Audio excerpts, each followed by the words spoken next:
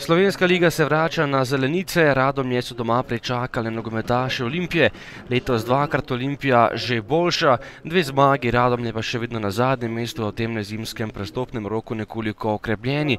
Prvi polčas in prva akcija v 22. minuti. Poskušal je Henti po lepem preigravanju streljal in zatresel le zunanji del mreže. Nov napad Ljubljančanov, tole je bila priložnost za goste, oddaleč je poskušal Zajec, ki je stresel vratnico Radomelj. Domači so bili nekoliko podrejenem položaju, tole je že nova priložnost za Ljubljančane, podaja na drugo strani in z golove črte so rešili nogometaši Radomelj po strelu Matiča. Še ena kombinacija za Olimpijo, podaja pred vrata, takole pa je na pravem mestu vratar domačih Šporar, je meril z glavo, ampak premalo natančno. Drugi polčas in najprej so Ljubljančani želeli 11-metrovko, tokrat prekrška za najstrožjo kazen ni bilo, igra se je zgolj nadaljevala.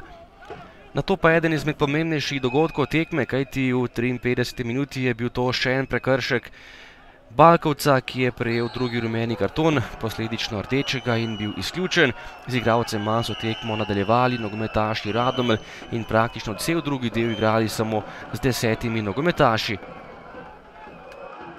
Olimpija je bila boljša, napadala za zadetek, ampak pravih akcij ni bilo vse do 66. minute, ko je takole vdaleč streljal Šporar in lepo premagal vratarja domačih za 1:0. Prvič je klonil vratar Vjekoslav Andrić, nemočen je bil ob strelu napadalca Olimpije Andraža Šporarja.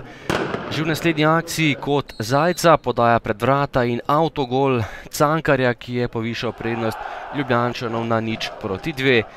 S tem je tekma skoraj že bila odločena, kajti Radomlje so imele samo 10 nogometašev. Še ena priložnost za zmajčke, tokrat je prišel do strela Ivančič, ki je meril visoko čez gol, nato pa še en prosti strel, podal je Kapun, žoga na drugo vratnico, najvišje pa je skočil Ivančič in zatresel mrežo za 0:3. Novinec v majici Olimpije je zabil zadetek z glavo in s tem dokončno odločil tekmo v 83. minuti. Beležimo še akcijo iz zadnjega dela tekme, iz sodniškega podaljška, to je bila nova kombinacija Ljubljančanov.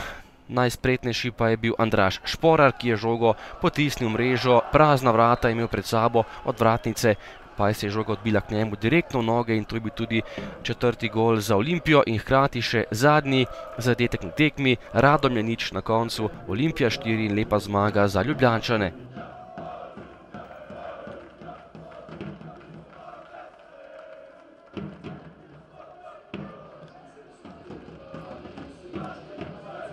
Ja, videli smo, da nas čaka ena težka tekma, tekalno zelo težka.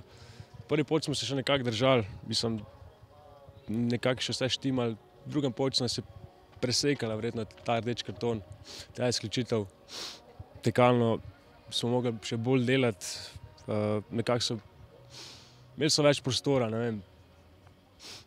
Padla je koncentracija, dobili smo ta prvi gol, potem je sledil še drugi, tretji, četrti. Ja, kot ste sami rekli, začetek tekme oziroma prvi polčas je bil izjemno težek. Radomlje so se branile, mi smo poskušali, nismo zadeli kljub nekaterim priložnostim. Zato smo pa v drugem polčasu na srečo zadeli in ko zadeneš enkrat, se ti vse odpre in tako je bilo tudi danes.